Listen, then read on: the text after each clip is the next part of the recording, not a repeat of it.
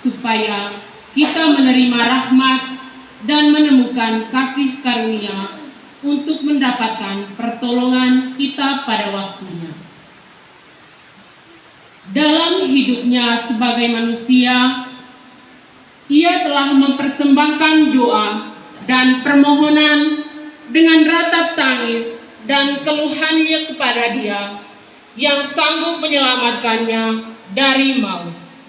Dan karena kesalehannya, ia telah didengarkan. Dan sekalipun ia adalah anak, ia telah belajar menjadi taat dari apa yang telah dideritanya. Dan sesudah ia mencapai kesempurnaannya, ia menjadi pokok keselamatan yang abadi bagi semua orang yang taat kepadanya. Demikianlah sabda Tuhan.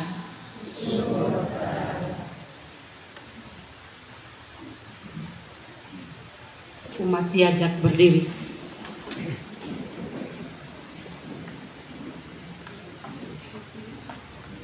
Terpujilah Kristus Tuhan, Sang Raja kemuliaan kekal. Terpujilah Kristus Tuhan, Sang Raja kemuliaan kekal. Kristus taat untuk kita sampai wafatnya di salib. Dari sebab itulah Allah mengagungkan Dia. Nama yang paling luhur dianugerahkan kepadanya. Terpujilah Kristus Tuhan, Sang Raja kemuliaan kekal.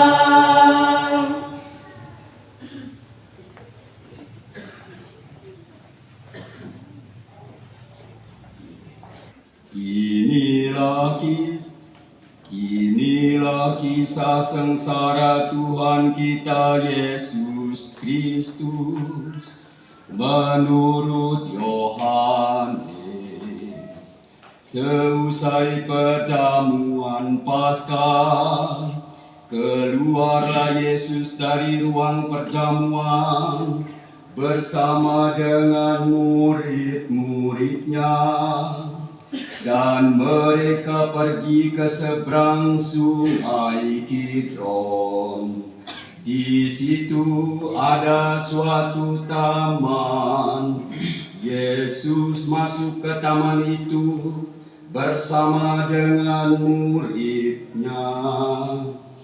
Yudas yang mengkhianati Yesus tahu juga tempat itu, karena Yesus sering berkumpul di situ dengan murid-muridnya. Maka datanglah juga Yudas ke situ bersama sepasukan prajurit dan penjaga-penjaga bait Allah yang disuruh oleh imam-imam kepala dan orang-orang Farisi. Mereka datang lengkap dengan tentara, suluh dan senjata. Yesus tahu akan semua yang akan menimpa dirinya. Maka ia maju ke depan dan berkata kepada mereka, "Siapakah yang kamu cari?" Jawab mereka, "Yesus dari Nazaret." Kata Yesus kepada mereka, akulah dia. Yudas yang mengkhianati Yesus berdiri juga di situ bersama-sama mereka. Ketika Yesus berkata kepada mereka, "Akulah dia," mundurlah mereka dan jatuh ke tanah. Maka Yesus bertanya pula, "Siapakah yang kamu cari?" Jawab mereka, Yesus dari Nazaret. Jawab Yesus, "Telah kukatakan kepadamu, akulah dia. Jika aku yang kamu cari, biarkanlah mereka ini pergi." Demikianlah terjadi supaya genaplah firman yang telah dikatakannya, "Dari mereka yang engkau serahkan kepadaku, tidak seorang pun yang kubiarkan hilang." Lalu Simon Petrus yang membawa pedang menghunus pedang itu dan meletakkannya kepada hamba imam agung dan memutuskan telinga kanannya.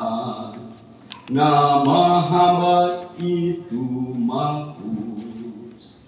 Kata Yesus kepada Petrus, "Sarungkanlah pedangmu itu. Bukankah aku harus minum dari cawan yang diberikan Bapa kepadaku?"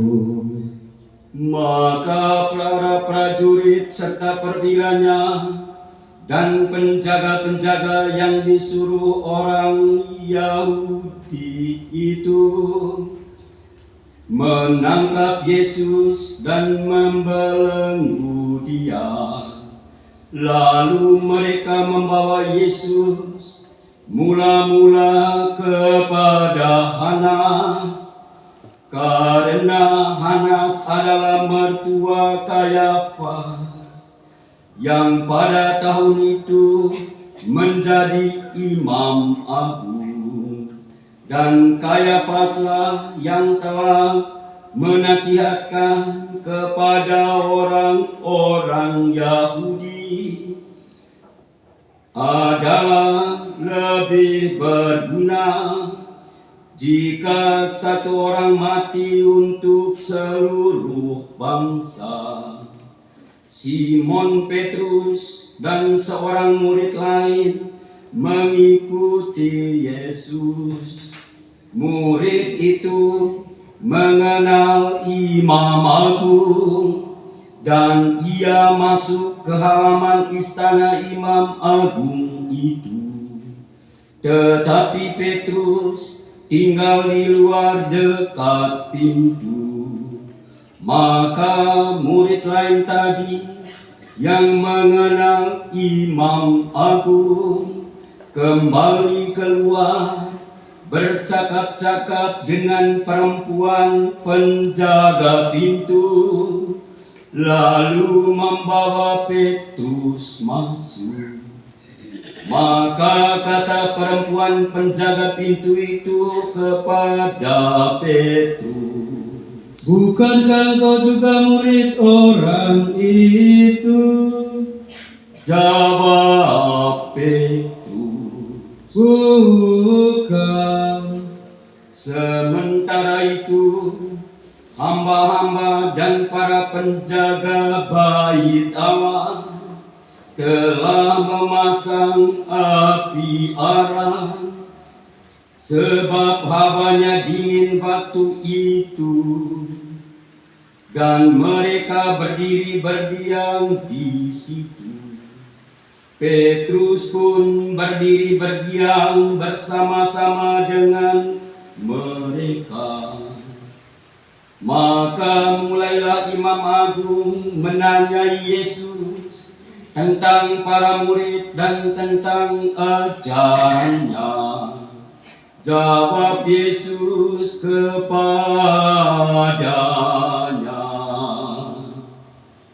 Aku berbicara terus terang kepada dunia. Aku selalu mengajar di rumah-rumah ibadat dan di bait Allah, tempat semua orang Yahudi berkumpul. Aku tidak pernah berbicara sembunyi-sembunyi. Mengapa engkau menanyai aku? Tanyailah mereka yang telah mendengar apa yang kukatakan kepada mereka. Sungguh mereka tahu apa yang telah kukatakan. Ketika Yesus berkata demikian, seorang penjaga yang berdiri di situ menampar muka Yesus sambil berkata, Begitukah jawabmu kepada Imam Agung? Jawab Yesus kepadanya, Jikalau kataku itu salah, tunjukkanlah salahnya. Tetapi jikalau benar, mengapa engkau menampar aku?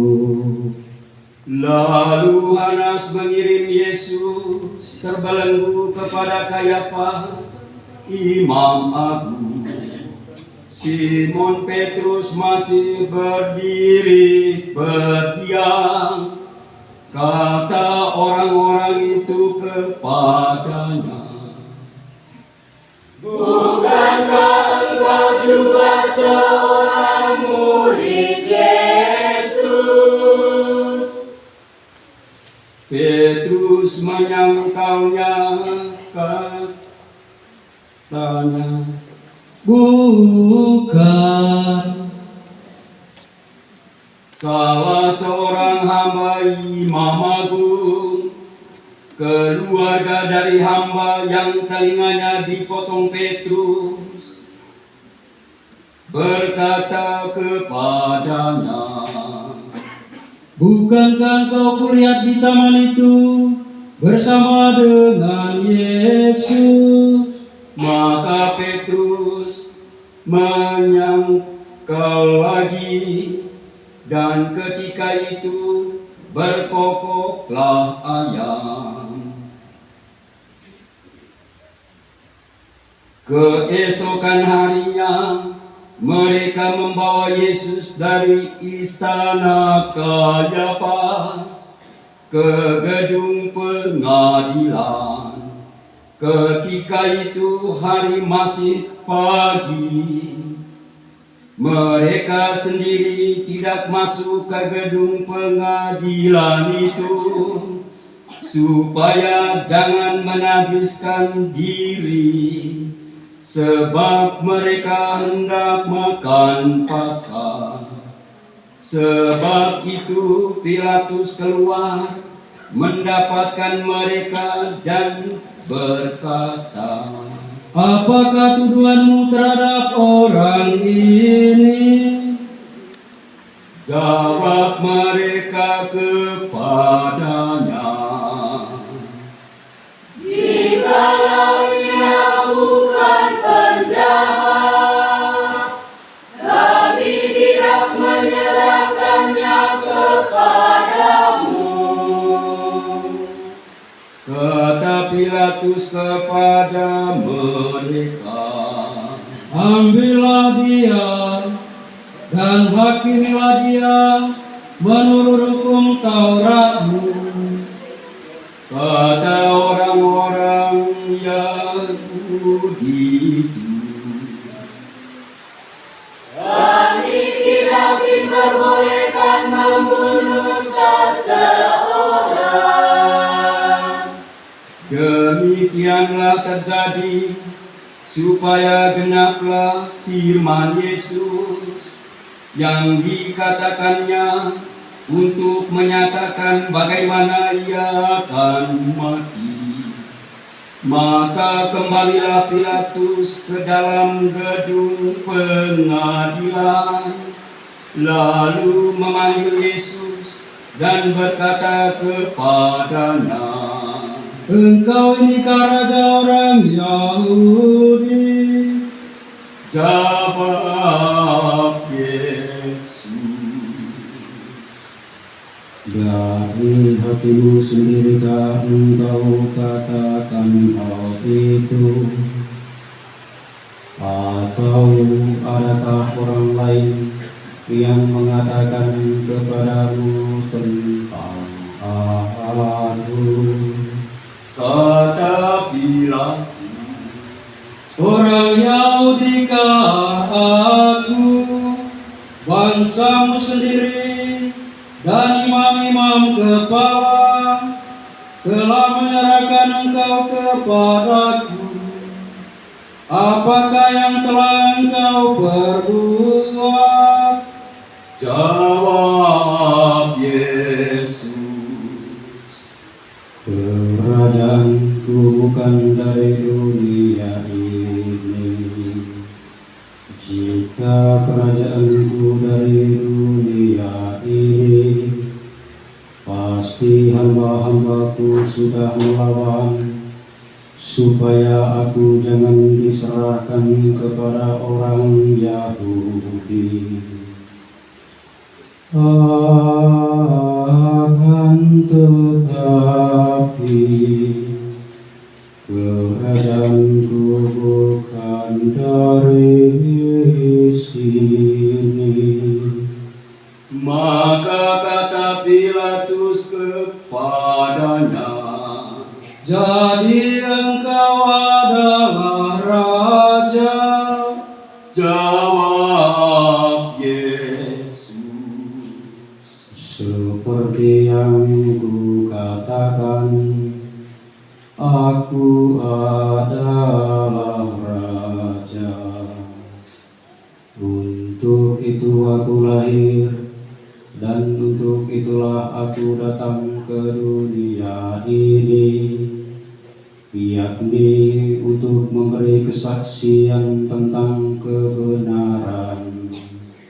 Setiap orang yang berasal dari kebenaran mendengarkan suaraku. kata Pilatus kepadanya, Apakah kebenaran itu? sesudah mengatakan demikian, Pilatus keluar lagi mendapatkan orang-orang Yahudi dan berkata kepada mereka, Aku tidak mendapati kesalahan apapun padanya, tetapi padamu ada kebiasaan bahwa pada hari raya Paskah aku membebaskan seorang bagimu. Maukah kamu supaya aku membebaskan raja orang Yahudi ini bagimu? mereka pun berteriak, Jangan dia, melainkan Barabas. Barabas adalah seorang penyamar. Lalu Pilatus mengambil Yesus dan menyuruh orang menyesah dia. Prajurit-prajurit menganyam sebuah mahkota duri dan menaruhnya di atas kepala Yesus. Mereka mengenakan jubah ungu padanya, dan sambil maju ke depan, mereka berkata, Salam, hai Raja orang Yahudi. Lalu mereka menampar wajah Yesus. Pilatus keluar lagi dan berkata kepada orang-orang Yahudi, Lihatlah, aku membawa dia keluar kepada kamu, supaya kamu tahu bahwa aku tidak mendapati kesalahan apapun padanya. Lalu Yesus keluar bermahkota duri dan berjubah ungu. Maka kata Pilatus kepada mereka, Lihatlah manusia ini.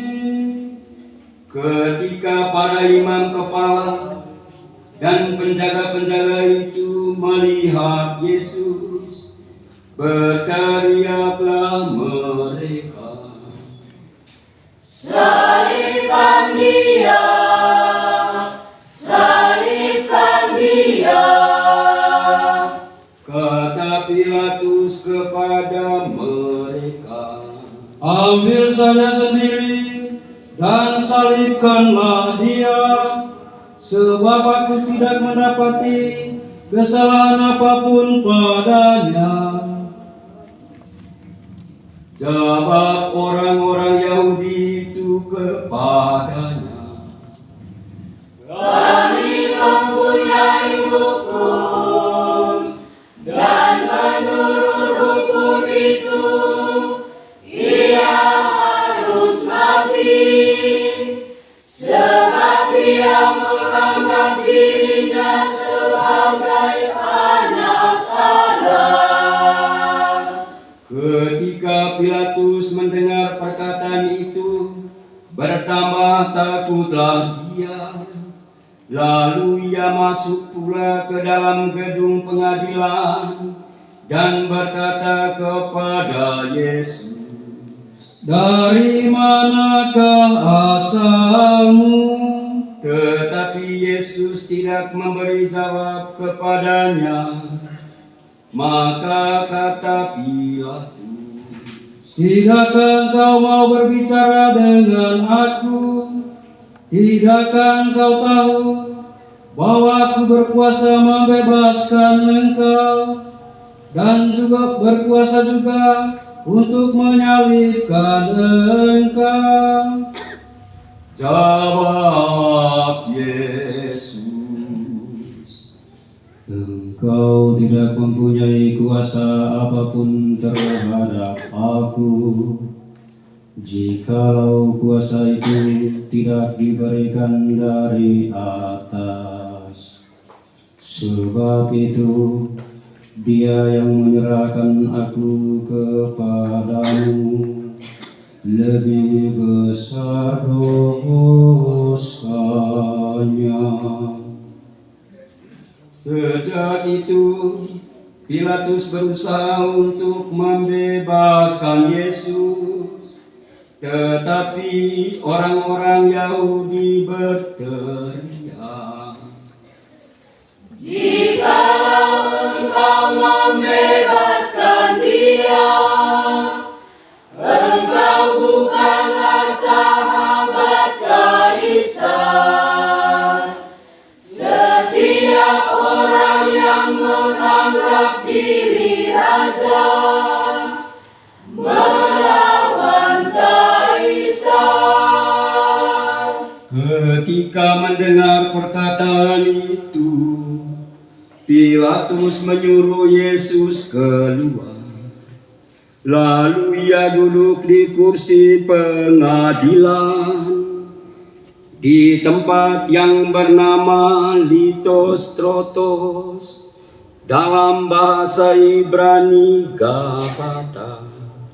Hari itu ialah hari persiapan Paskah, kira-kira jam 12, kata Pilatus kepada orang-orang Yahudi itu, "Inilah rajamu." Maka berteriaklah mereka,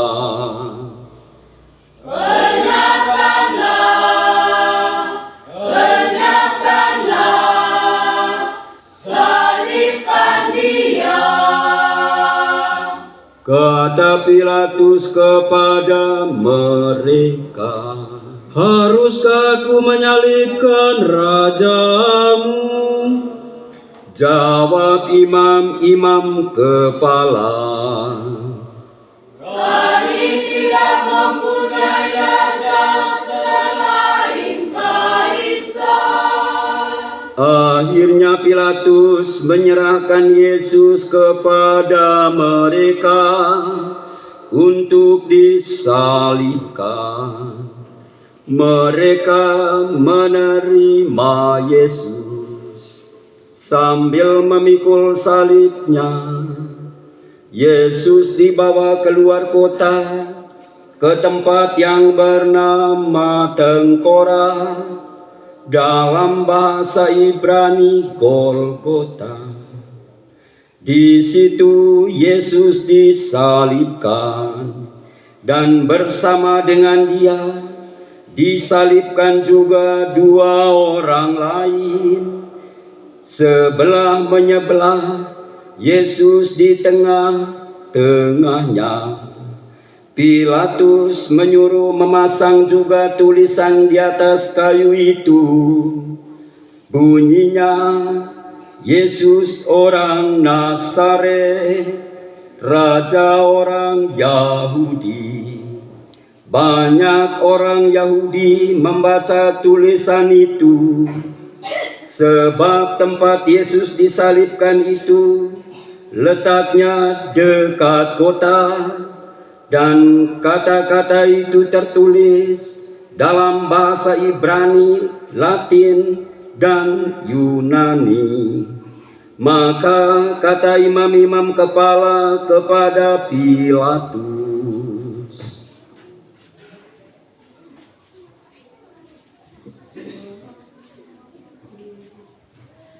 Jangan engkau menulis Raja Yahudi, tetapi Dia mengatakan, "Aku Raja Yahudi." jawab Pilatus, "Apa yang kutulis tetap tertulis."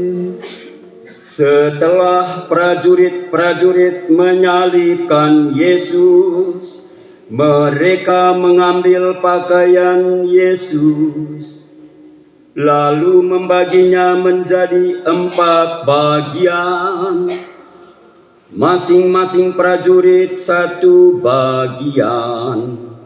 Jubah Yesus pun mereka ambil, tetapi jubah itu tidak berjahit. Dari atas ke bawah merupakan 1 tenunan utuh. Karena itu mereka berkata seorang kepada yang lain, Janganlah kita membagi jubah ini menjadi beberapa potong, tetapi baiklah kita membuang undi untuk menentukan siapa yang akan mendapatnya. Demikianlah terjadi, supaya genaplah yang ada tertulis dalam kitab suci. Mereka membagi-bagi pakaianku di antara mereka, dan membuang undi atas jubahku. Hal itu telah dilakukan oleh prajurit-prajurit itu. Di dekat salib Yesus berdirilah ibu Yesus dan saudara ibunya, Maria istri Kleopas dan Maria Magdalena. Ketika Yesus melihat ibunya dan murid yang ia kasihi di sampingnya, berkatalah ia kepada ibunya, "Ibu,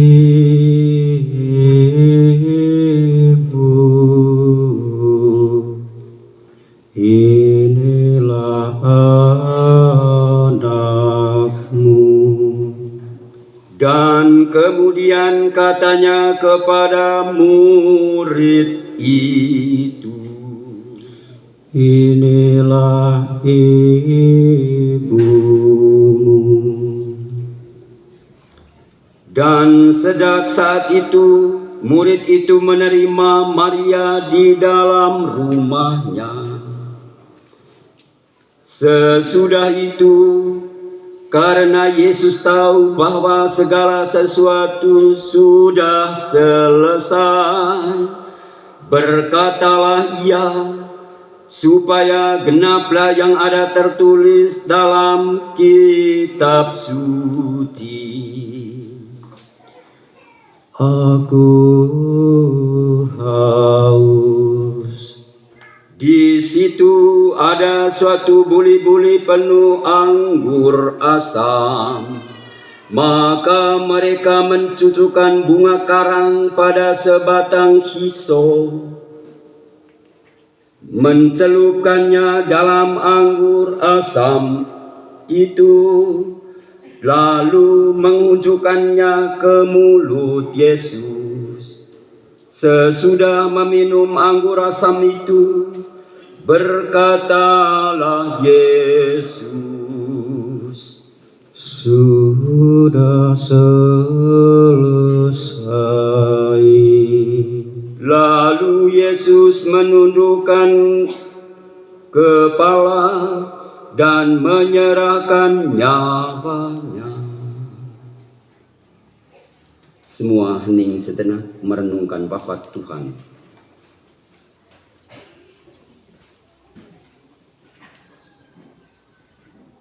Selesai.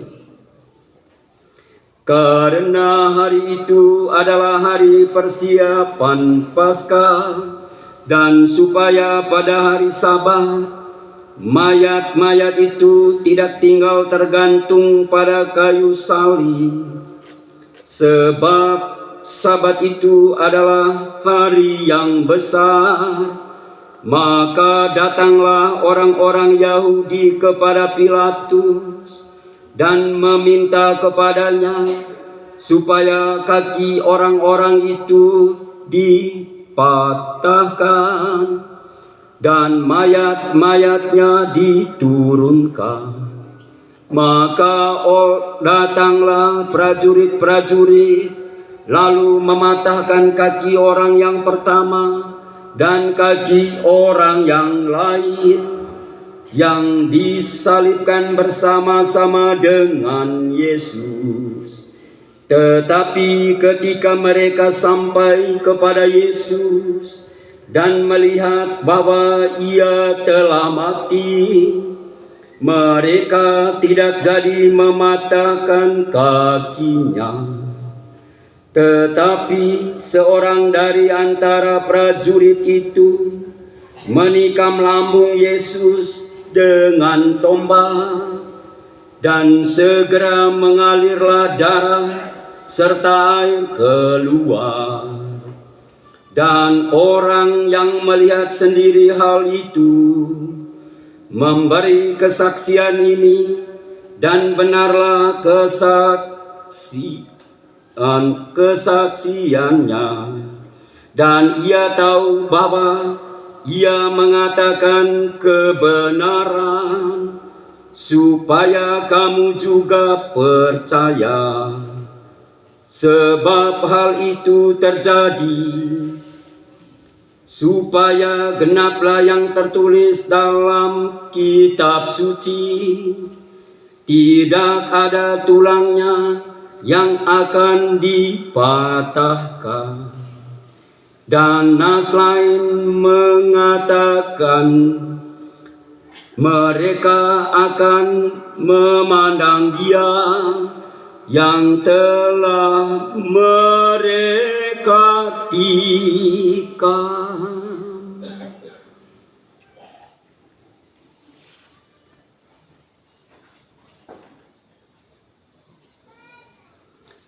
Sesudah itu Yusuf Arimatea, seorang murid Yesus, tetapi sembunyi-sembunyi karena takut kepada orang-orang Yahudi, meminta kepada Pilatus supaya ia diperbolehkan menurunkan jenazah Yesus. Dan Pilatus meluluskan permintaan Yusuf. Lalu datanglah ia dan menurunkan jenazah Yesus.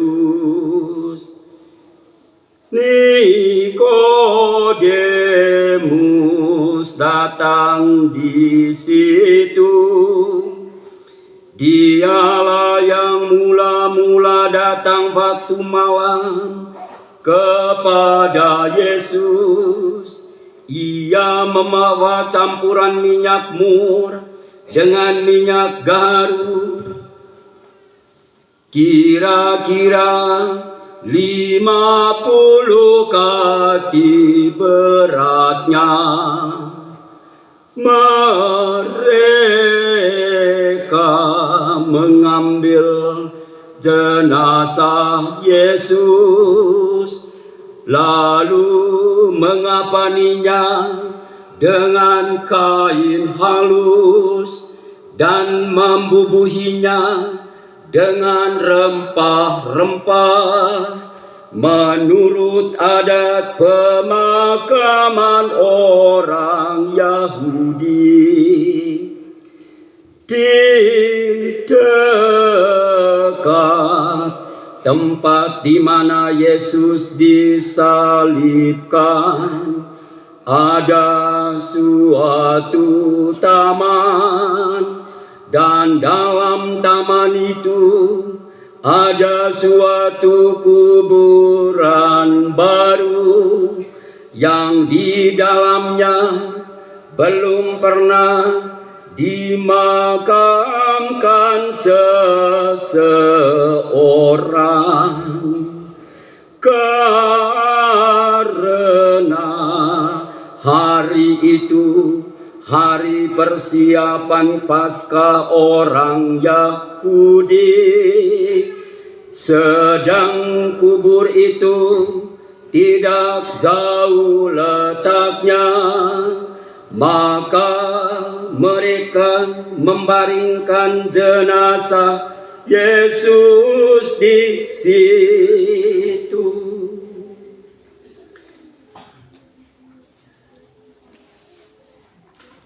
Demikianlah kisah sengsara Tuhan kita. Terpujilah Kristus.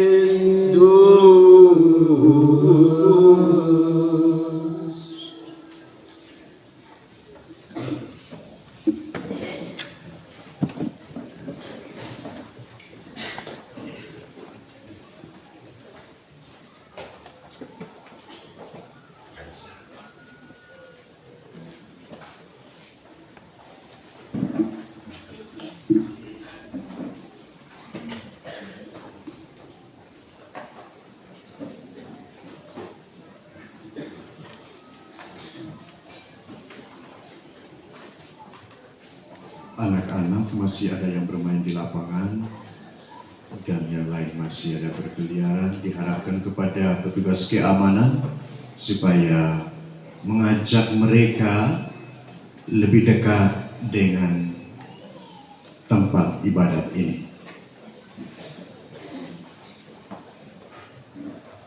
Nemasekan saudara-saudari umat beriman yang dicintai Tuhan.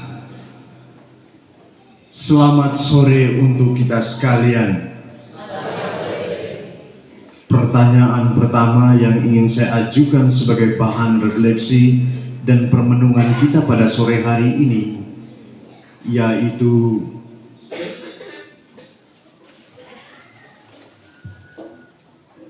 keagungan manusia ditentukan dalam tanda-tanda yang bagaimana? Atau tanda-tanda yang seperti apakah yang menentukan keagungan manusia?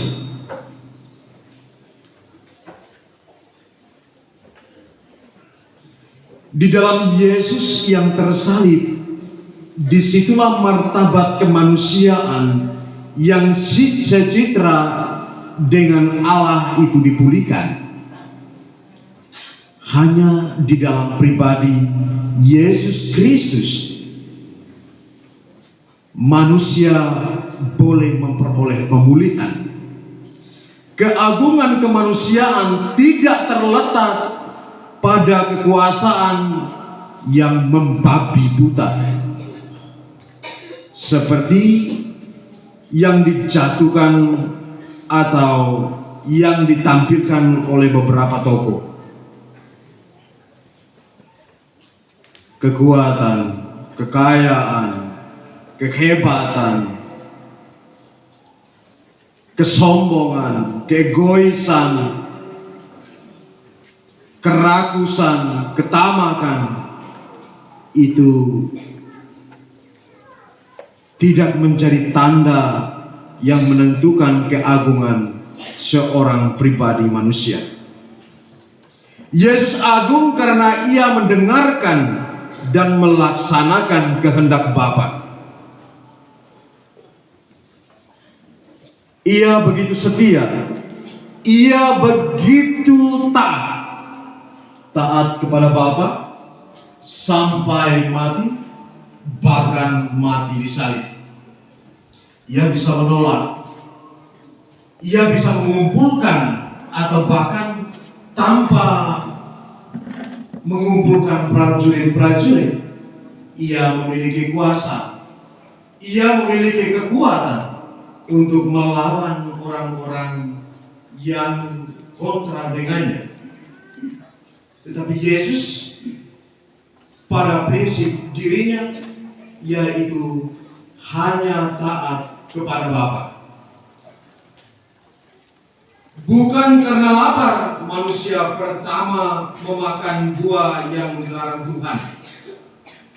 Bukan karena ia lapar sehingga ia memakan buah yang dilarang yang terdapat di dalam Taman Firdaus itu.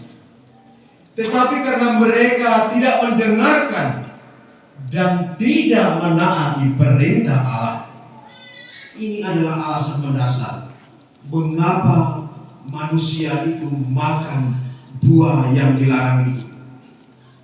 Ada satu syarat dan ada perintah. Boleh kamu makan semuanya, tetapi tentang buah dari satu pohon ini tidak boleh kamu makan. Sekali-kali tidak boleh kamu coba. Ini adalah sebuah perintah dan syarat yang diberikan Allah kepada mereka. Tetapi manusia itu tidak mengindahkan perintah dan syarat yang ditentukan oleh Tuhan. Maka mereka mencobanya. Mereka makan. Lalu ketika ditanya, di mana kalian? Kami sedang bersembunyi. Mengapa kamu sembunyi? Karena kami tahu kami telanjang. Kenapa kamu tahu bahwa kamu telanjang? Kami makan buah yang terlarang itu. Mengapa hai engkau manusia memakannya? Perempuan ini yang suruh. perempuan, kenapa engkau menyuruh makan buah yang terlarang ini? Ular itu yang suruh. Bapak, Mama, saudara-saudari umat beriman yang dicintai Tuhan, Yesus menanggalkan pakaian. Manusia sadar akan ketelanjang. Ada dua hal yang sedikit mirip tetapi berbeda dari dua posisi yang tentunya kontras. Yesus yang adalah Allah mulia dan kudus ditanggalkan kemuliaan, keagungan, kehormatan, kekudusannya oleh karena ketidaktaatan manusia yang berdosa. Saudara-saudari yang dikasihi Tuhan, demikianlah dosa yang dilakukan oleh manusia terjadi dari generasi ke generasi, dari waktu ke waktu, dari masa ke masa. Persoalan sederhana, karena tidak guna baik telinga. Audire, meminta untuk taat. Audire, ketaatan itu bisa terjadi kalau audire ini disebut audio, mampu untuk mendengarkan, telinga. Tuhan Allah itu begitu luar biasa, menciptakan dua telinga untuk manusia, satu mulut. Tapi dia tidak mau gunakan dua telinga ini untuk mendengar. Masuk telinga kanan, keluar telinga kiri. Lalu dia tidak mau diam dan mulutnya hanya satu saja. Komat kami sepanjang masa. Wariskan itu sebagai warisan kepada ahli waris. Itu saya buat penelitian sederhana. Waktu COVID tahun 2021 melanda dunia ini, terlebih khusus saya buat penelitian secara pribadi dan melakukan analisis statistik daerah Manggarai seluruhnya, Manggarai Raya, untuk membuktikan sejauh mana fungsi telinga dan mulut. Bapak Mama tahu, waktu itu tahun 2021, angka gosip di Manggarai Raya itu turun. Hasil analisis saya, turun. Dia turun drastis. Saya bertanya dan menganalisis kembali data, mengapa angka ini turun di tahun 2020 dan 2021? Jawabannya ternyata sederhana sekali dari analisis saya ini. Karena tadu komo lemasnya, tadu komo nggak toega. Tuh itu bihabis muga komo itu bukan mantra lagi. Begitu masuk tahun 2022, komo tidak tahu lagi di Bapak Mama. Saya buat lagi angka, buat lagi penelitian dan lain sebagainya. Angka positif melonjak cepat, tinggi sekali. Karena komo tidak tahu lagi. Itu Bapak lewat di sebelah sana dengan dia punya style. Mama komen dari sini. Terima kasih ya, Pak. Nah. Ada tetangga datang pesiar dengan rambut rebonding, bibir merah, kuteks, tumit. Tetangga sebelah, itu kooperasi setiap hari. Dia kasih rapi di satu di situ dengan kebahagiaannya, di sini dengan susah payahnya. Urus orang yang bahagia. Diminta untuk hidup baik-baik, tidak dengar. Bagaimana kalau kita bagi lagi masker? Pertanyaan terakhir penelitian saya, bagaimana kalau masker ini tetap pakai? Saya akan kosip menurut Mama ini, akan kosip menurut.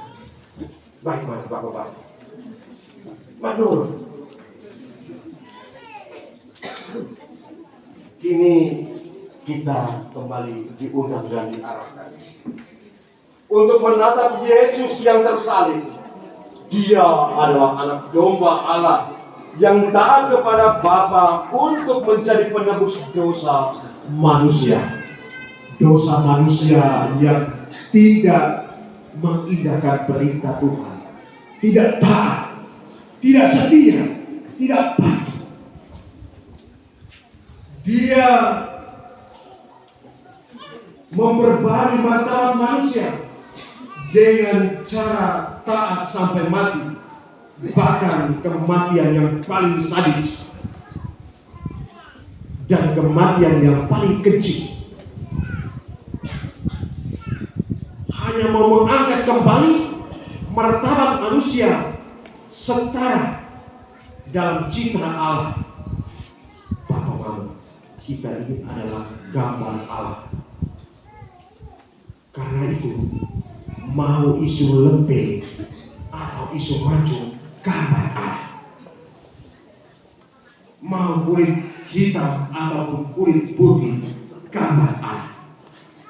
Mau tinggi 1 meter, kotor tinggi 1,5 meter, gambar Allah. Mau rebonding atau keriting, gambar Allah. Mau bibir merah, bibir pilau, gambar Allah. Jadi kita gambar Allah. Tidak perlu lagi yang lebih dari situ. Tetapi kita itu diperbarui oleh Kristus yang mati secara keji itu, menumpahkan darah, mengangkat martabat manusia setara dengan gambar Allah ini. Karena gambar Allah telah dinodai oleh dosa, oleh ketidaktaatan. Karena itu kita coba menatap salib. Lantas kita diajak untuk melihat tokoh-tokoh di sekitar peristiwa penyaliban Yesus. Kita akan melihat tokoh-tokoh di sekitar peristiwa penyaliban Yesus. Baik Pilatus maupun tua-tua bangsa, imam-imam kepala, ahli-ahli Taurat, orang-orang Farisi, mereka semua mempunyai suara hati yang mengajarkan kebenaran. Coba bayangkan, mereka semua memiliki suara hati yang mengajarkan kebenaran. Ahli-ahli Taurat, orang yang profesional di bidang hukum Taurat, ayat-ayat kecil mereka hafal dan sebut, mereka tahu persis dan mengerti. Imam-imam kepala, orang-orang yang berkuasa dengan kekuatan, mereka adalah pemimpin-pemimpin di rumah-rumah ibadah. Mereka ini punya hati untuk mewujud nyatakan kebenaran, mengajarkan tentang cinta. Namun mereka tidak mau mendengarkannya. Mereka mengkhianati suara hati mereka. Dan mereka itu takut pada kekuatan massa, pada wewenang yang berkuasa. Takut. Karena itu, mengapa kejahatan itu masih merajalela?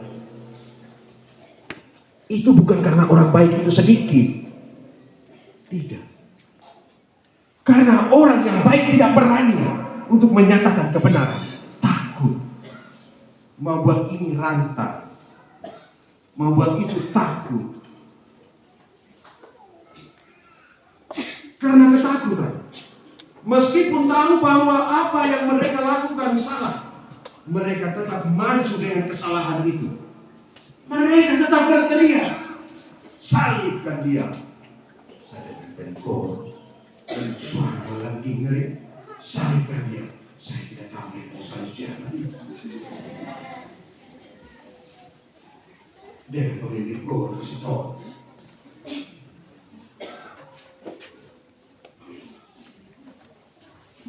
Memperjuangkan kebenaran seringkali mengalami kesepian. Karena harus berjalan sendiri.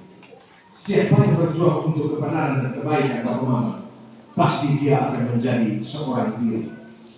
Pasti. Siapa yang mau lakukan kebaikan demi kepentingan bersama, dia paling sengsara. Akan dinilai, akan dikritik, akan dicemooh, akan menjadi buah bibir dan lain sebagainya. Cari orang dan dia akan menjadi sendiri. Itulah yang dijalani oleh Yesus. Lalu di mana para rasul? Kita bertanya, di mana para rasul? Saya mau tanya dulu, di mana para rasul tadi malam? Angkat tangan. 1, 2, 3. Ada 12 12 Nah, di mana mereka? Siapa ketua lingkungan dari kelompok ini? Di mana? Tolong lapor nama ke saya. Para rasul di mana? Angkat tangan lagi, coba. Bapak Mama, Bapak, permisi. 1, 2, 3. Di mana yang lain? Karena dia kira itu hanya Yudas. Di mana yang lain? Kalau yang penuh ini sudah pergi berarti saya tidak sebentar. Di mana para rasul? Di manakah orang-orang yang mengeluh-elukannya? Saat Yesus itu masuk ke Yerusalem, di mana mereka? Di mana orang banyak yang berharap bersama tadi? Di mana? Yang lain datang terlambat. Di mana? Datang sudah mulai selesai. Ini pasti.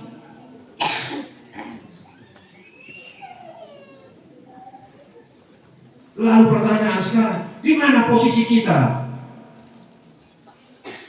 Kita punya posisi di mana? Ketika Yesus itu diserahkan, diadili, disalibkan, dan ia mati disalib. Di mana kita punya posisi? Posisi di mana kita hari ini? Saat ini di sini. Jangan sampai ini hanya jadi napas nikmat. Natal Paskah Santun baru nikah dan mati saya Katolik. Bapak Mama, napas nikmat. Natal Paskah Santun baru nikah dan mati. Saya adalah Katolik. Karena itu jangan heran kalau kita ini hanya KTP Katolik tunggu perlu. Katolik tunggu perlu. Kita akan cari. Saya sangat senang ketika mendengar nama Suka.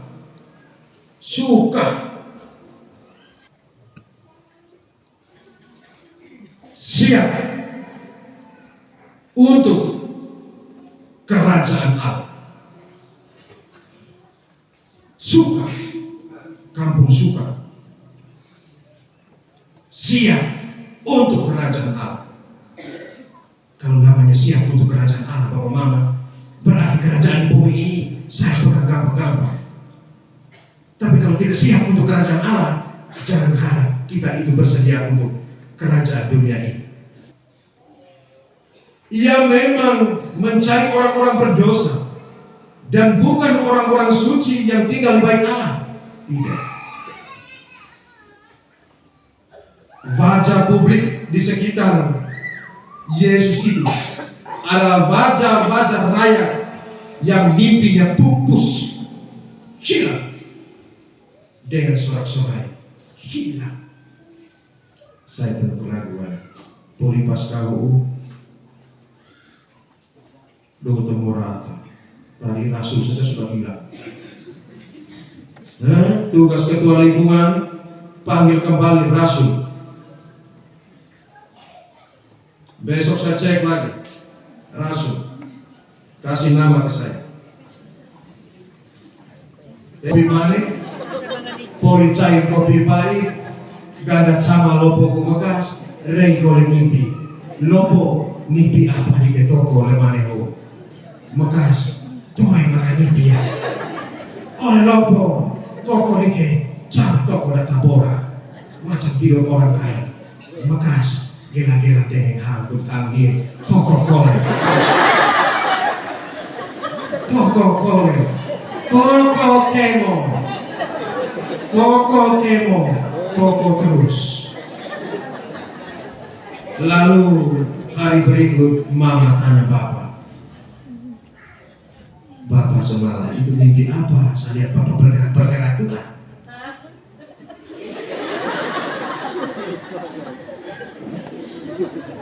Bapak jawab, "Oi, saya lihat itu ada satu hewan lompat dari satu pohon ke pohon lain.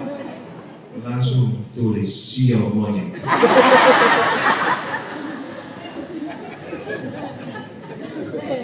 Mama ini banyak.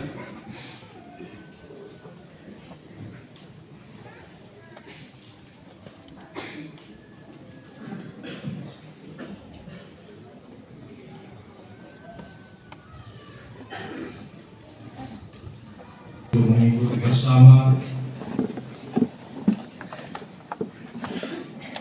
doa umat Maria.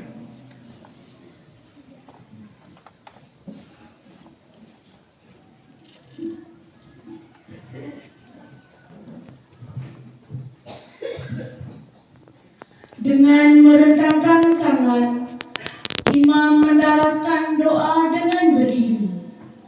Ada saat hening sebelum doa dilanjutkan, dan judul doa umat tidak perlu dibacakan.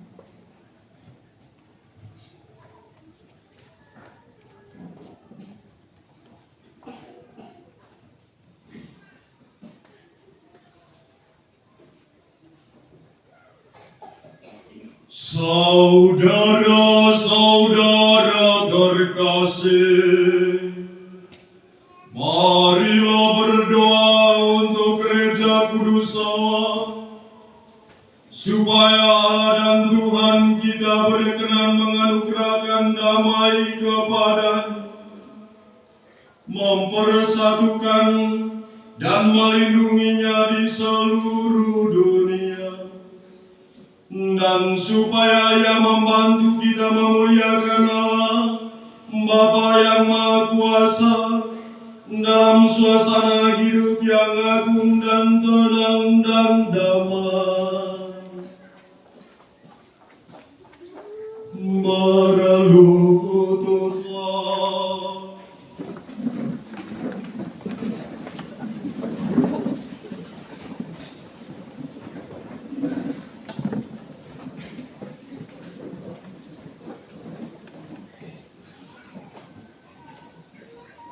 Berdirilah.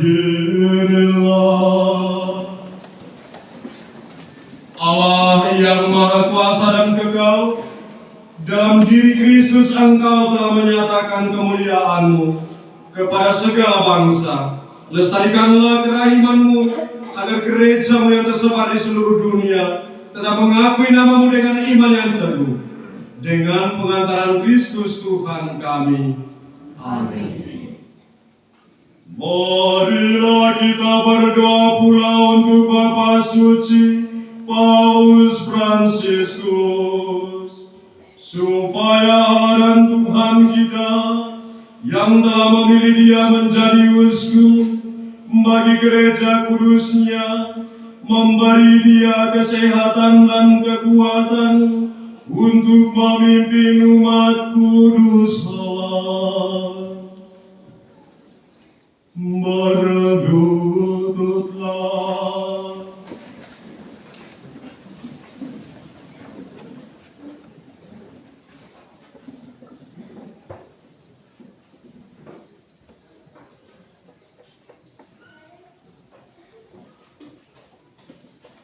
Berdirilah.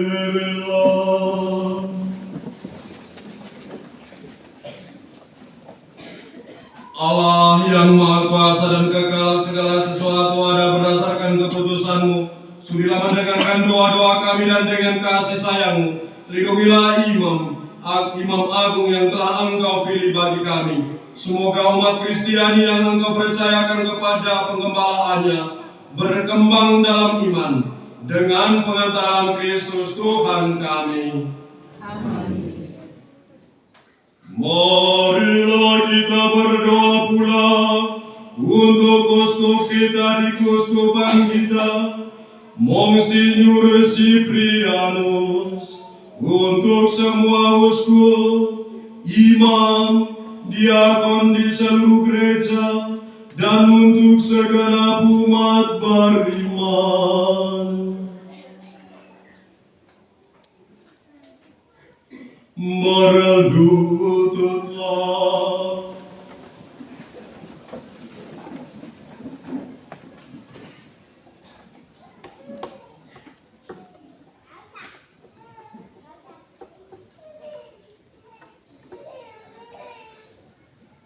Berdirilah.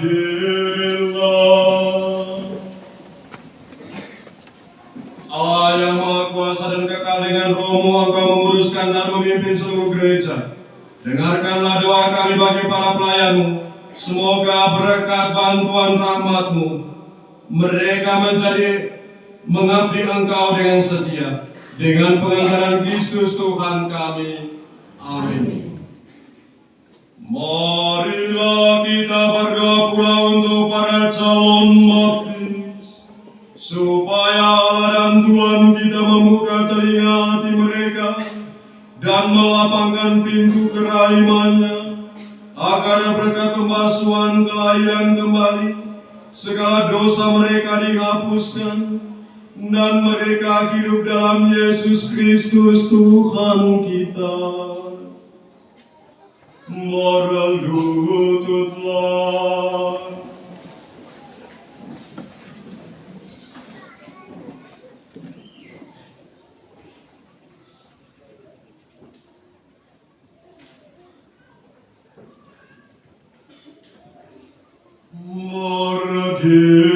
Berdirilah.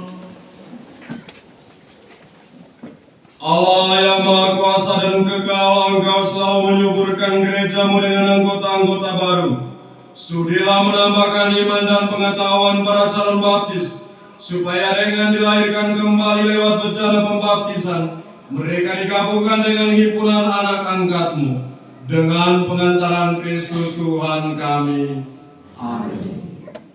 Marilah berdoa pula untuk semua saudara yang percaya akan Kristus, supaya mereka yang hidup dengan benar dihimpun dan dijaga oleh Allah dan Tuhan kita dalam gerejanya yang esa. Berlututlah.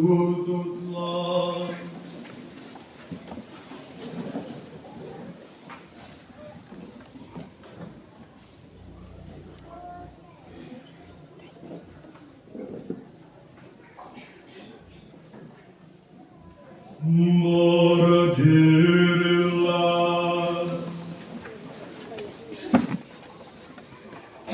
Allah yang Maha Kuasa dan kekal, Engkau menyatukan yang tercerai-berai dan memelihara yang bersatu.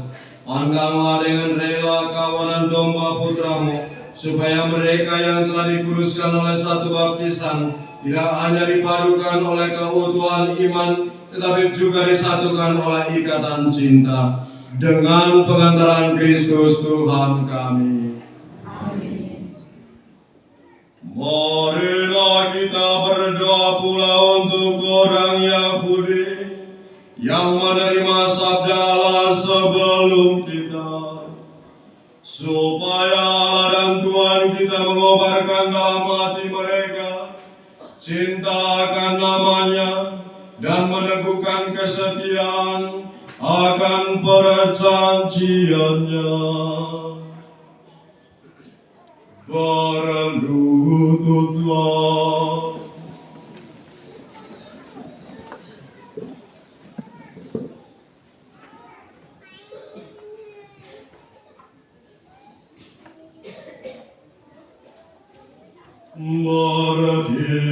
Berdirilah. Allah yang Maha Kuasa dan kekal, Engkau telah memberikan janji-Mu kepada Abraham dan keturunannya. Dengarkanlah dengan murah hati doa-doa gereja-Mu. Semoga umat pilihan-Mu yang pertama diperkenankan mencapai kepenuhan penebusan dengan pengantaran Kristus Tuhan kami.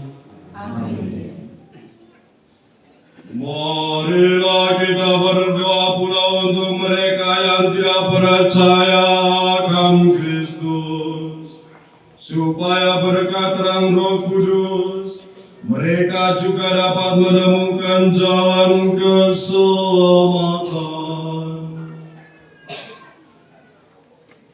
Berlututlah.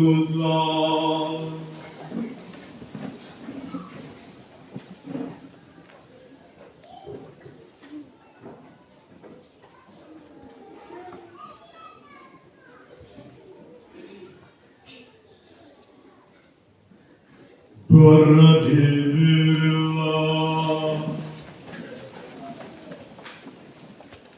Allah yang Maha Kuasa dan Kekal, bantulah mereka yang tidak mengakui Kristus, agar dengan hidup jujur di hadapan-Mu, mereka menemukan kebenaran. Bantulah kami agar dengan semakin saling mengasihi dan semakin berhasrat memahami misteri kehidupan, kami menjadi saksi cinta-Mu yang sempurna di dunia, dengan pengantaran Kristus Tuhan kami.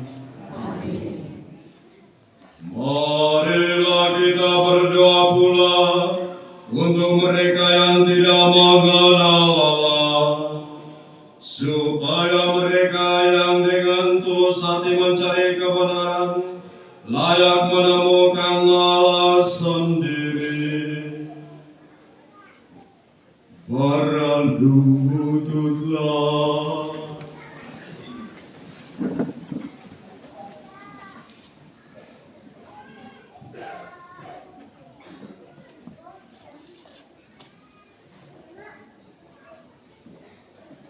Berdirilah.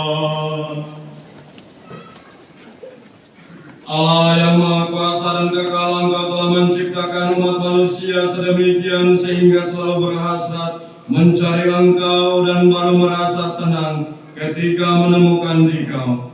Maka kami memohon, bantulah agar mereka semua dengan mengatasi hambatan seberat apapun mampu melihat tanda kasih sayang-Mu dan bergerak oleh kesaksian hidup orang-orang yang percaya kepadamu. Mereka dengan sukacita mengakui Engkau sebagai satu-satunya Allah yang benar dan Bapa umat manusia, dengan pengantaran Kristus Tuhan kami. Amin. Marilah kita berdoa pula. Imam akan membuka seluruh salib yang dibungkus dengan kain merah, mengangkatnya lalu menyerukan, lihat kain salib. Dan umat menyerukan, marilah kita sembah. Lalu semua berlutut dalam keheningan. Ritus ini dilakukan 3 kali.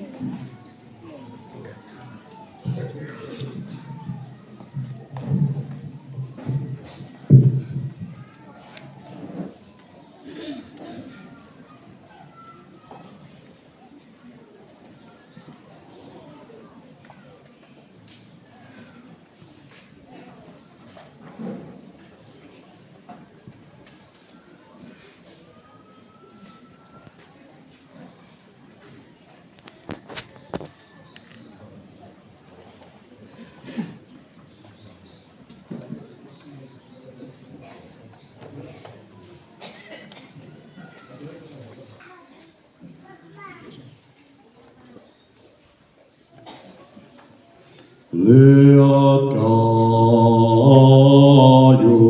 salib, tempat selamat dunia, berkat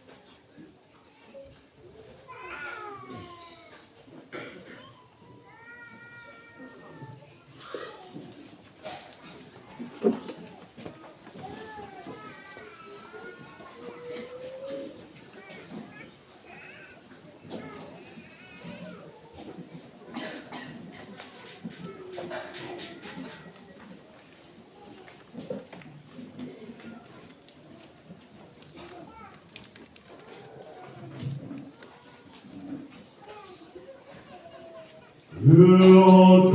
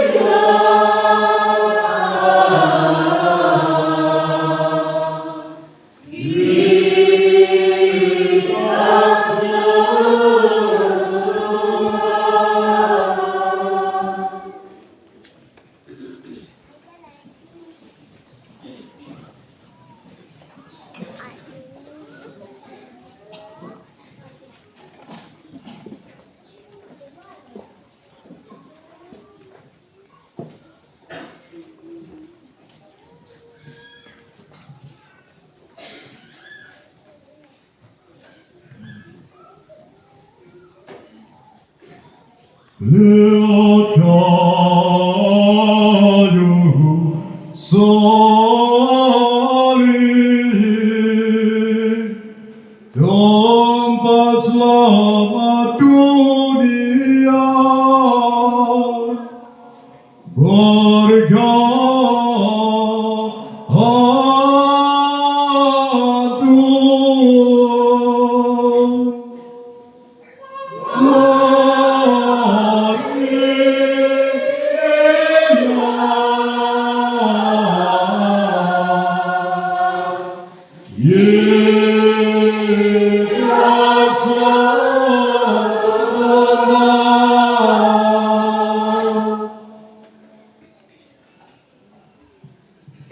kita sekalian diajak dan diarahkan untuk melakukan penyembahan salib dengan penuh khusyuk, dipandu oleh para petugas.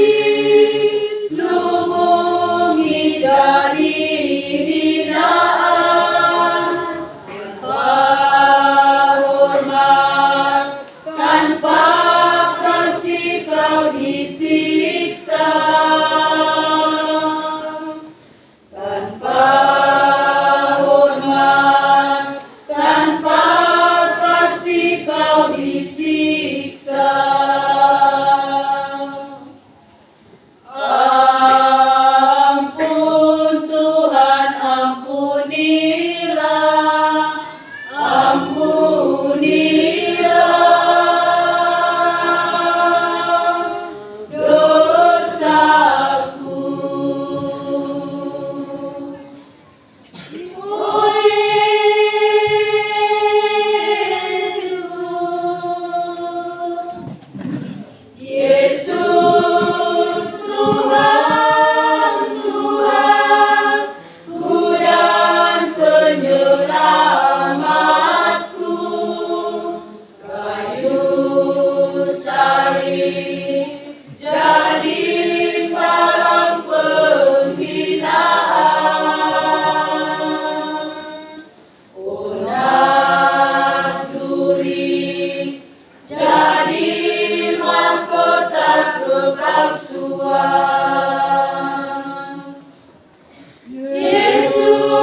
Yesus, bagi kamilah Engkau menderita, dosa kamilah yang jadi sebabnya. Karena biru-Mu kami dipulihkan.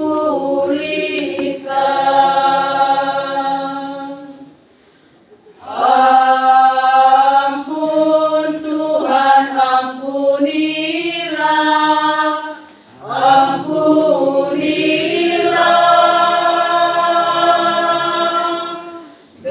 dosaku. Oh Yesus,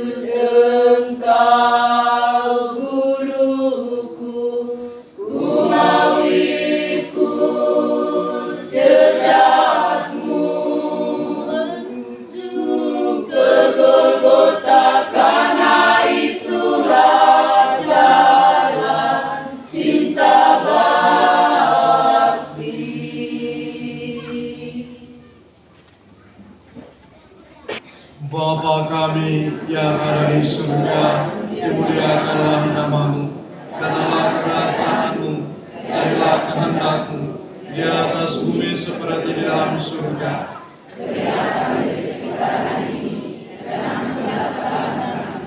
Seperti kami pun mengampuni yang bersalah kepada kami, dan janganlah masukkan kami ke dalam pencobaan, tetapi bebaskanlah kami dari yang jahat. Ya Bapa, bebaskanlah kami dari segala yang jahat, dan berilah kami damai-Mu. Kasihanilah dan bantulah kami supaya selalu bersih dari dosa, dan terhindar dari segala gangguan, sehingga kami dapat hidup dengan tentram sambil mengharapkan kedatangan penyelamat kami, Yesus Kristus.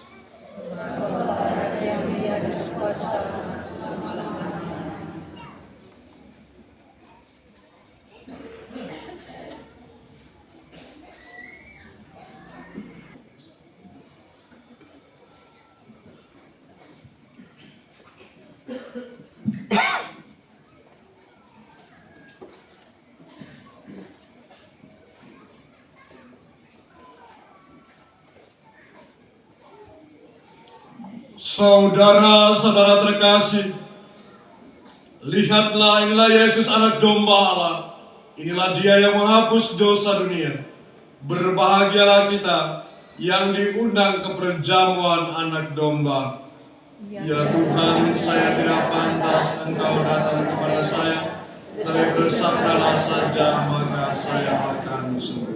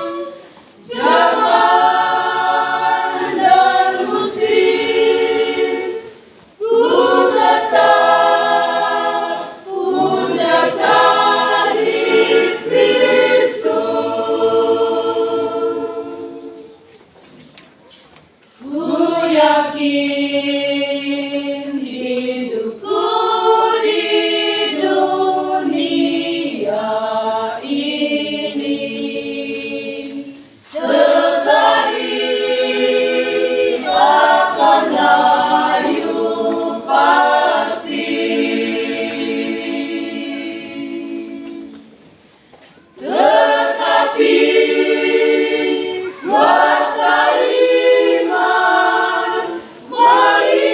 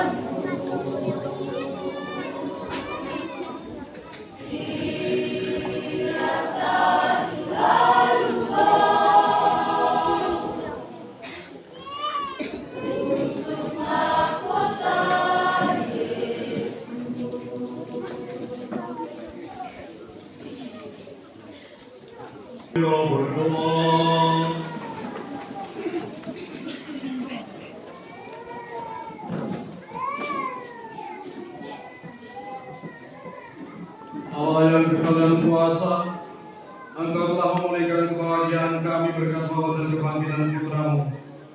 Peliharalah kiranya karya belas kasih-Mu dalam diri kami, agar kami yang telah ambil bagian dalam misteri ini dapat hidup penuh bakti kepada-Mu.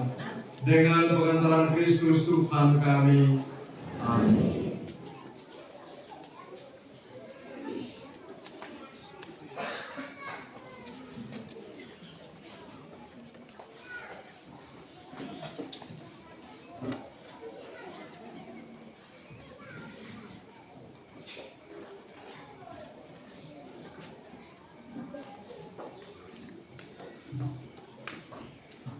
Sebelum pembubaran umat, ada beberapa penyampaian terkait dengan kegiatan besok.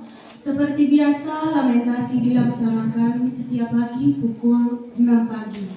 Dan untuk misa besok malam dimulai jam 7. Sekian.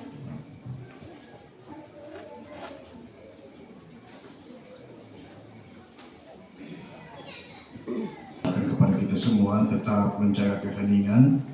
Belum diperkenankan untuk membunyikan musik di mana-mana. Teman-teman yang memiliki motor racing, coba diperkurangkan untuk melaksanakan aktivitas lalu lintas. Sedangkan yang di sekitar ini, dekat ini, lakobai saja, tidak apa-apa. Saya pikir tidak terlalu sulit, supaya jangan membunyikan bunyian-bunyian ini. Kita perlu menjaga kesenangan dan semuanya. Lalu diharapkan kepada semua menghadiri misa tepat waktu dan para petugas. Lalu tidak diizinkan atau tidak diperkenankan sebelum misa selesai atau berkat penutup umat sudah pulang. Jadi ini kita tidak hadir penuh. Untuk perayaan besok kita hadir penuh. Saya minta perhatian dari kita semua. Semoga kita dapat mengindahkan semua apa yang mesti kita lakukan. Terima kasih atas perhatian. Kita mohon Tuhan menyertai kita.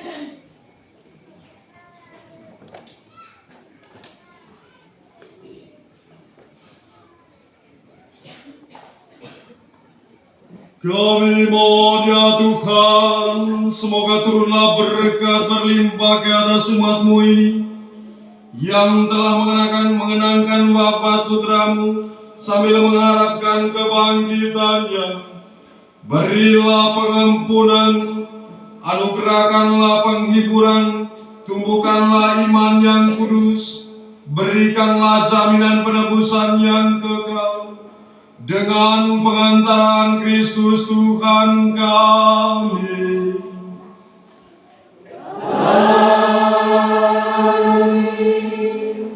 Untuk intensi khusus yang dipersembahkan pada hari ini, besok baru didoakan. Terima kasih.